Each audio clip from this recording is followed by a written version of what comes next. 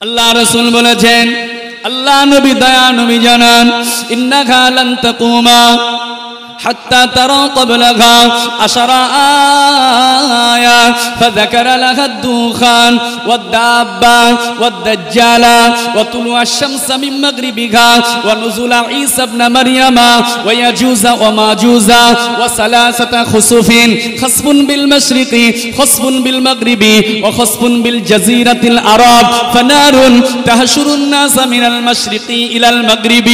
আঙুল গুনে নেন, কিয়ামতের 10টা আলামত রাসূলুল্লাহ বলেছেন, ইন্নাহা লান তাকুমা হাত্তা তারা ক্বাবলাহা 10 আয়াত, 10টা নিদর্শন না আসা পর্যন্ত, 10টা নিদর্শন না দেখা পর্যন্ত কিয়ামত হবে না, হবে না, হবে না, হবে না। কি সেগুলো রাসূলুল্লাহ জানিয়ে দেন। তার মধ্যে আছে দুখান, এক নাম্বার হলো দুখান, দ্বিতীয় দাব্বা, দাব্বাতুল আরাদ। দুখান মানে হচ্ছে ধোঁয়া, দুখান মানে ধোঁয়া, আমি বায়ান করব না, শুধু বলে যাচ্ছি। দুখান একটা ধোঁয়া বার হবে কিয়ামতের আগে। দ্বিতীয় আলামত হলো কি বলেছি, দাব্বা, দাব্বাতুল আরাদ বলে একটা প্রাণী কিয়ামতের আগে বার হবে। ঠিক সাফা পাহাড় হজ করতে গিয়েছে যারা জানে, সাফা পর্বত, সাফা পাহাড়টাকে চিরে তার ভিতর থেকে একটা চতুষ্পদ জন্তু বার হবে। চতুষ্পদ জন্তু, তার এক একটা অঙ্গ এক একটা প্রাণীর মতো হবে। এর কাছে দুটো জিনিস থাকবে, একটা থাকবে হযরত সুলাইমান আলাইহিস সালামের আংটি আর হযরত মুসা আলাইহিস সালামের লাঠি। মুসা আলাইহিস সালামের লাঠি। ওই প্রাণীটা এসে যারা ঈমানদার তাদের কপালে মুসা আলাইহিস সালামের লাঠি দিয়ে দাগ দিয়ে যাবে, আর যারা বেঈমান সুলাইমান আলাইহিস সালামের আংটিটা নিয়ে তাদের নাকে ছাপ দিয়ে যাবে। এই দাব্বাতুল আরাদ এসে এই চতুষ্পদ জন্তুটা ও কাফের আর মুমিনের পার্থক্য করে দেবে। মুসলমানের ছেলেরা, নওজওয়ান তরুণের যে কথা বলতে চেয়েছি রাসূলুল্লাহ জানিয়ে দিয়েছে, 10টা আলামত না দেখা পর্যন্ত কিয়ামত হবে না। এক নাম্বার হলো ধোঁয়া বার হবে একটা, দ্বিতীয় হলো দাব্বা, চতুষ্পদ জন্তু বার হবে, চতুষ্পদ জন্তু বার হবে, তৃতীয় দাজ্জাল, দাজ্জাল বার হবে না। দাজ্জাল যখন বার হবে, দাজ্জালের ফিতনা হচ্ছে সবচেয়ে বড় ফিতনা, সবচেয়ে বড় ফিতনা হচ্ছে দাজ্জালের ফিতনা। এ এসে দুর্বল ঈমানদারদের ঈমানকে নষ্ট করে ফেলবে। তাকে আল্লাহ কত ক্ষমতা দেবে আমরা জানি, সব কত ক্ষমতা দেবে। মরা মানুষকে জিন্দা করে দেবে, সে বাপ মাকে জীবিত করে কবর থেকে উঠে দাঁড় করিয়ে দেবে। উট, ছাগল, ঘোড়া, দুম্বা যা ইতিপূর্বে মারা গেছে দুর্বল ঈমানদারের কাছে এসে বলবে, ওই তোমাদের মরে যাওয়া উট দুম্বাগুলোকে যদি জীবিত করতে পারি আমাকে কি খোদা মানবে? সে আল্লাহ দাবি করবে। দুর্বল ঈমানদাররা টাকা পয়সা পেয়ে, উট ঘোড়া দুম্বা পেয়ে তারা ঈমান নষ্ট করবে, ঈমান ছেড়ে দেবে, ঈমান নষ্ট করে ফেলবে। তার কাছে আল্লাহ জান্নাত ও জাহান্নামের নিদর্শন দেবে। এক হাতে তার জান্নাতের মতো নিদর্শন থাকবে, আর এক হাতে জাহান্নামের নিদর্শন থাকবে। তবে তার হাতে যেটা থাকবে জান্নাত ওটাই প্রকৃত জাহান্নাম, আর যেটা থাকবে জাহান্নাম ওটাই প্রকৃত জান্নাত। জোরে বলুন সুবহানাল্লাহ। যে মুমিন তাকে না মেনে খোদা মেনে তার জাহান্নাম গ্রহণ করবে সে জান্নাতি, আর যে ঈমানদার দুর্বল চিত্তের ঈমানদার কাফেরেরা তাকে খোদা মেনে যারা তার জান্নাত গ্রহণ করবে তারাই জাহান্নামী। তাহলে আখেরি জামানায় সবসময় চকচক করলেই যাওয়া যাবে না, চকচক করলেই ছোটা যাবে না, তাকে যাচাই করতে হবে, তাকে বেছে নিতে হবে এটা আসলেই সোনা কিনা, আসলেই সোনা কিনা যাচাই করতে হবে। আমার ভাইজানেরা, আলোচনা আমি আর বেশি আগে যাব না। দাজ্জালের ফিতনা হবে অনেক বড় ফিতনা, এমন তার পাওয়ার দেবে একটা মানুষকে ডেকে একেবারে খায়বারের কাছে। হাদিস সাক্ষী দিয়েছে মদিনা মুনাওয়ারা থেকে 180 মাইল দূরে একটা জায়গা আছে, জায়গার নাম হলো খায়বার। ওই খায়বার নামক জায়গাতে একজন মদিনার ঈমানদার ব্যক্তি দাজ্জালের খবরটা পেয়ে সেখানে ছুটে চলে যাবে।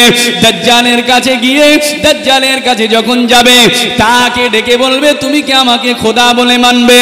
সে বলবে, না, তুমি তো প্রকাশ্য দাজ্জাল, রাসূলুল্লাহ তোমার ব্যাপারে ভবিষ্যৎ ভবিষ্যৎবাণী করে গিয়েছে, আমি তোমাকে খোদা মানবো না, আমার আল্লাহ তো কানা নয়, আমার আল্লাহ তো কানা নয়, তুমি যে কানা রাসূলুল্লাহ তা জানিয়ে দিয়ে গিয়েছে। তার কপালে আবচা ভাবে লেখা থাকবে কাফ ফা র, কাফের লেখা থাকবে। ইমানদাররা দেখে চিনতে পেরে যাবে এ বেঈমান দাজ্জাল। ও ভাইজানেরা, ওই সময় ওই যুবকটাকে দাজ্জাল তার হাতের বিরাট তলোয়ারটা দিয়ে তার মাথার উপরে এমন ভাবে আঘাত করবে, তার দেহটা একেবারে দুই টুকরো হয়ে একটা তীর ছুড়লে ধনুক তীরটা আপনার যত দূর পর্যন্ত পৌঁছে যায়, ওই দুটো অংশ দেহের কাটা অংশ দুই দিকে চলে যাবে। দাজ্জাল তাকে ডাকবে, হে যুবক তুমি জিন্দা হয়ে যাও। ওই দুটো কাটা অংশ আবার এসে জীবিত হয়ে যাবে। ওই সময় দাজ্জাল আবার তাকে বলবে, তুমি কি আমাকে খোদা বলে এবারে মানবে? আল্লাহর মুমিন বান্দা এবারে স্পষ্ট ভাবে বলবে, আমার কাছে তো আরো প্রকাশ্য হয়ে গেল, তুমি যে আল্লাহর সেই দুশমন দাজ্জাল, তুমি যে শ্রেষ্ঠ শয়তান দাজ্জাল। ওই সময় ও ভাইজানেরা আমার, দাজ্জাল এবারে তার গলাতে ছুরি চালাবে, কিন্তু না না না, ওই যুবকটার দরবার, ওই যুবকটাকে দাজ্জালের তরবার আর হত্যা করতে পারবে না। জনে বলুন সুবহানাল্লাহ। ও ভাইরা, তাহলে 3 নাম্বার হলো দাজ্জাল। 4 নাম্বার ওয়াতুলুয়া শামসা মিন মাগরিবিহা। 1 নাম্বার হয়েছে কি? ধোঁয়া, দুখান ওয়াদাব্বা ওয়াদাজ্জাল ওয়াতুলুয়া শামসা মিন মাগরিবিহা। 4 নাম্বার রাসূলুল্লাহ বলেন, কিয়ামতের আগে সূর্যটা পশ্চিম দিক থেকে উঠবে। একদিন পশ্চিম দিক থেকে সূর্য উঠবে, একটা রাত হবে 48 থেকে 50 ঘন্টার মতো একটা রাত হবে। মানুষেরা একেবারে হাহাকার শুরু হয়ে যাবে, রাত শেষ হয় না, রাত শেষ হয় না। 4 দিনের মতো প্রায় রাতটা হয়ে যাবে। মানুষেরা হাহাকার শুরু করবে, কি হলো কি হলো কি হলো, রাত কেন শেষ হয় না, দিন কেন আসে না? হঠাৎ দেখা যাবে 48-50 ঘন্টা পরে ক্ষীণ ভাবে পশ্চিম দিক থেকে সূর্য উদিত হয়ে যাবে, সূর্য উদয় হয়ে যাবে, সূর্য উদয় হবে। আর এই সূর্য একদিন আপনার কিনা স্বাভাবিকভাবে থাকবে, একদিন পশ্চিম দিকে থাকবে, তারপর থেকে আবার স্বাভাবিক পূর্ব দিক থেকে সূর্য উদিত হবে। এরপর থেকে আল্লাহ আর কেন তওবা কবুল করবেন না। ও ভাইরা আমার, এবারে চলে আসুন পঞ্চম, অনুজুলা ঈসা ইবনে মারইয়াম। এরপরে আল্লাহ পাক জানিয়ে দেন 5 নম্বরে আমার আল্লাহ আমার রাসূলুল্লাহ জানিয়ে দেন, হযরত ঈসা নবীকে আল্লাহ আসমানে তুলে রেখেছে। হযরত ঈসা আলাইহিস সালাম এই উম্মতের সঙ্গে শামিল হওয়ার জন্য আল্লাহর কাছে দোয়া চেয়েছিলেন। আল্লাহ পাক সেই জামানাতে হযরত ইমাম মাহদী আলাইহিস সালামের সহকারী হিসাবে, সাহায্যকারী হিসাবে হযরত ঈসা আলাইহিস সালাম আল্লাহ দুনিয়ায় পাঠাবে। তাকে দুনিয়ায় এসে ঈসা নবী আলাইহিস সালাম তিনি আসরের নামাজ পড়বে, ইমাম মাহদীর পিছনে আসরের নামাজ সম্পন্ন করে তার তলোয়ার নিয়ে বাইরে চলে যাবে। হুজুরের দৃষ্টি যতদূর পর্যন্ত যাবে আর একটিও ইহুদি বেঁচে থাকবে না। হযরত ঈসা নবীর চোখের পাওয়ারে, চোখের জ্যোতির পাওয়ারে ওই ইহুদি জাতিরা তারা গলে নুনের মতো মাটির সঙ্গে মিশে যাবে। আর দাজ্জাল ছুটে পলায়ন করতে থাকবে। ঈসা নবী তাকে তাড়া করে করে আপনার কিনা লুত নামক দরজা, আজকের যেটা ইসরায়েলে লুত নামক একটি দরওয়াজা, একটা গেট তৈরি হয়েছে, ওই জায়গায় গিয়ে যখন দাজ্জাল পৌঁছে যাবে, ঈসা নবী সেখানেই গিয়ে দাজ্জালকে কতল করে দেবে। তাহলে কটা হলো? সংক্ষেপে বলে যায় কটা? 5টা। নুজুলা ঈসা ইবনে মারইয়াম, তারপরে ইয়াজুজা মাজুজা, ইয়াজুজ মাজুজ আসবে। 6টা হলো 7, 8 আর 9। রাসূলুল্লাহ বলেছে ওয়া সালাসাতা খুসুফিন, 3টি ভূমিধস হবে। খসফুন বিল মাশরিকি, পূর্ব দেশে একটা ভূমিকম্প হবে। খসফুন বিল মাগরিবি, আপনার পশ্চিম দেশে একটা ভূমিকম্প হবে। ও খসফুন বিল জাজিরাতিল আরব, আরব উপদ্বীপে একটা ভূমিকম্প হবে। তাহলে 9টা হলো। 10 নাম্বার রাসূলুল্লাহ বলেছে ফানারুন তাহশুরুন নাসা মিনাল মাশরিকি ইলাল মাগরিব। 10 নাম্বার শেষ আলামত হচ্ছে একটা আগুন, আগুন বার হয়ে মানুষদেরকে পূর্ব থেকে পশ্চিম দিকে তাড়িয়ে নিয়ে যাবে। এই 10টা হচ্ছে কিয়ামতের বড় আলামত। তাহলে তার মধ্যে একটা ঈসা আলাইহিস সালাম, আল্লাহ তাকে উম্মতে মুহাম্মাদি করে পৃথিবীতে পাঠাবেন। জোরে বলুন সুবহানাল্লাহ। তাহলে মুসা নবী চাইলো আখিরি নবীর উম্মত হওয়ার জন্য, হলো না। ঈসা নবী দোয়া করে আখিরি নবীর উম্মত হলো, আমরাও আল্লাহ আমাদেরকে বড় ভালোবেসে আখিরি নবীর উম্মত করেছে। জোরে বলুন সুবহানাল্লাহ। শানটা কতটা, ইজ্জত কতটা।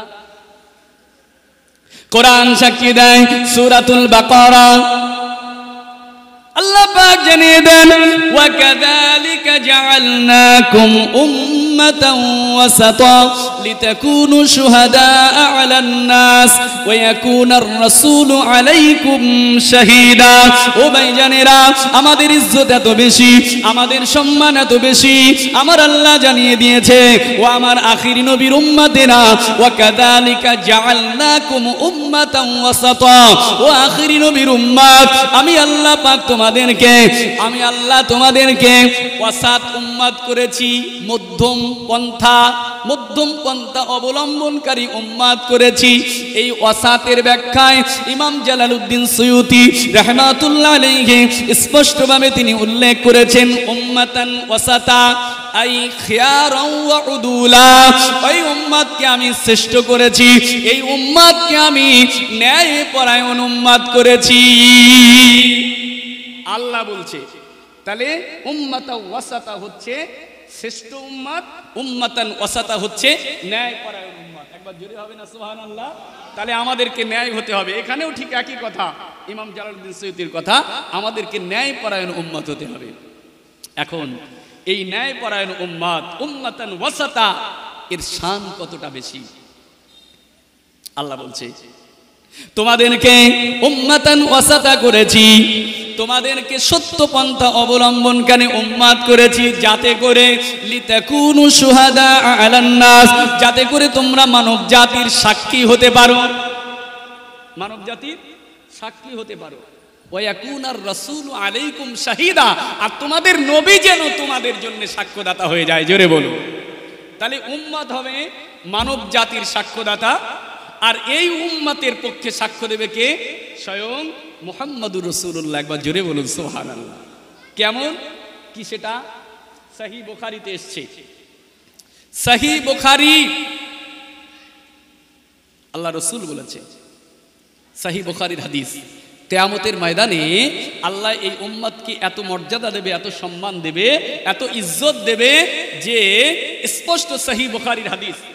আমি এবারটা আমার মনে নাই, প্রিয় ভাইরা আমার, সহিহ বুখারীতে এসেছে, রাসূলুল্লাহ সাল্লাল্লাহু আলাইহি ওয়াসাল্লাম বলেছেন, কিয়ামতের ময়দানে আল্লাহ তাবারক ওয়া তাআলা হযরতে নবী নূহ আলাইহিস সালামকে ডাকবেন।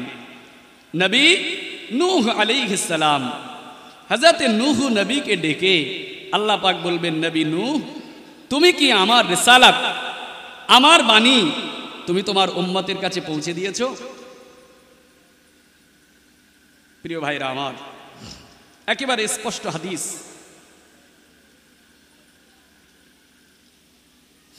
হযরতে নবী নূহ আলাইহিস সালামকে যখন ডেকে আল্লাহ বলবে, তুমি কি আমার রিসালাত, তোমার রিসালাত, আমি আল্লাহ আমার একাত্মবাদের কথা, শরিয়াতের কথা তুমি কি তোমার উম্মতের কাছে পৌঁছে দিয়েছো?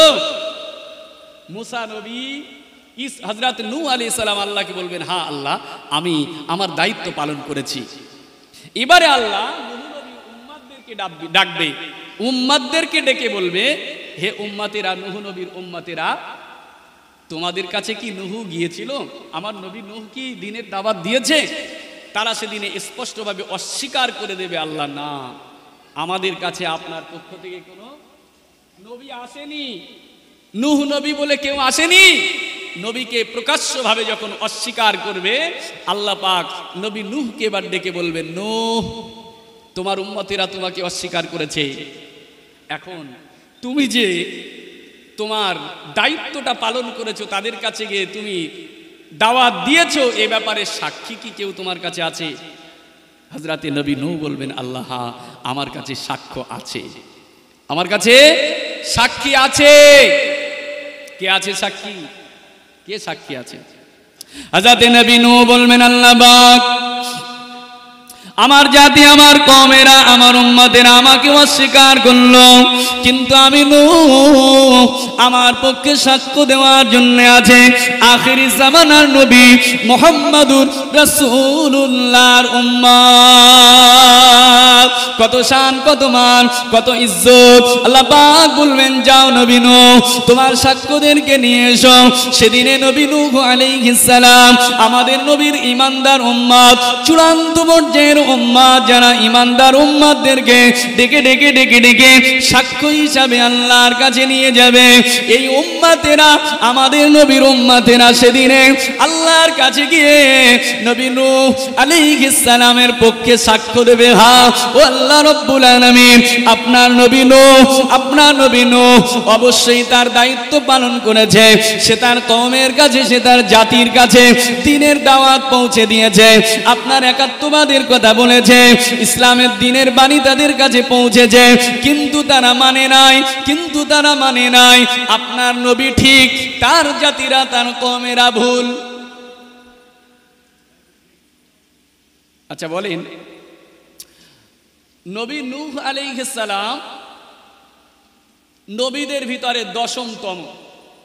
দশমতম তিনি। তার আগমনকাল অনেক আগে, একেবারে শুরুর দিকে, আর সর্বশেষ আখিরি নবীর উম্মত আমরা। এই উম্মতের পক্ষ থেকে গিয়ে নূহ নবীর পক্ষ থেকে সাক্ষী দেবে যে নূহ নবী দ্বীনের দাওয়াত দিয়েছে, তারা মানেনি।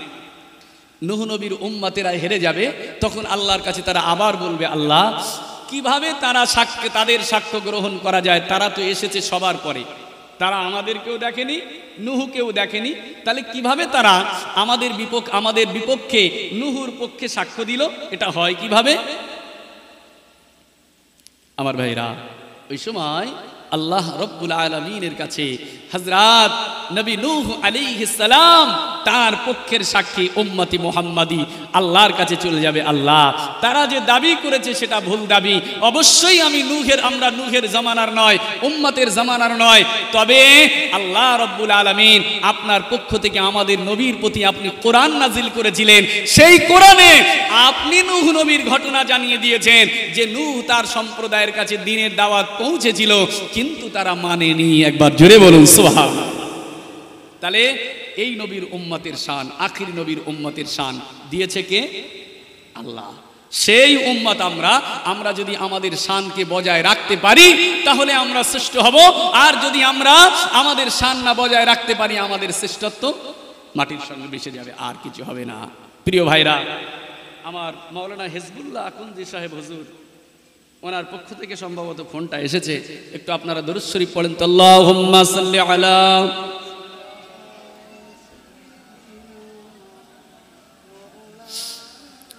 ওয়া আলা আলি। ঠিক আছে, অসুবিধা, ওটা কোনো চিন্তা, ঠিক আছে। আমার ভাইরা একটু সময় দেন, কিছুক্ষণের মধ্যেই আজকের এই মাহফিলের অন্যতম শ্রেষ্ঠ বক্তা, আমার আলোচনা শেষ হবে, একটু শুনে যান, বক্তব্য শেষ করতে দেন। আমার ভাইরা, হুজুর আসবেন এখনই, তানা সুললিল কণ্ঠে তিনি ওয়াজ নসিহত করবেন। আমি আর একটা কথা বলবো, উজু করেই তিনি আসছেন। একটু সকলে মুহাব্বতে নূর নবীর শানে একটু দরুদ শরীফ। আল্লাহুম্মা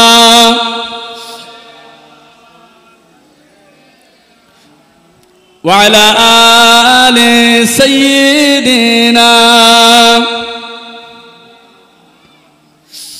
প্রিয় নবী এলো, আধার ঘুচে গেল। প্রিয় নবী এলো, আধার ঘুচে গেল। তাওহীদ বাণী মুখে নবীর, হাতেতে কুরআন। তাওহীদ বাণী মুখে নবীর, হাতেতে কুরআন। ধন্য সারা জাহান হলো পাগল পারা। ধন্য সারা জাহান হলো পাগল পারা। নূরের জ্যোতিতে চন্দ্র তারা হার যে মেনে যায়। নূরের জ্যোতিতে চন্দ্র তারা হার যে মেনে যায়। প্রিয় নবী এলো, আধার ঘুচে গেল। প্রিয় নবী এলো আধার ঘুচে গেল তাওহীদ বাণী মুখে নবীর হাতে কুরআন তাওহীদ বাণী মুখে নবীর হাতে কুরআন আল্লাহুম্মা সাল্লি আলা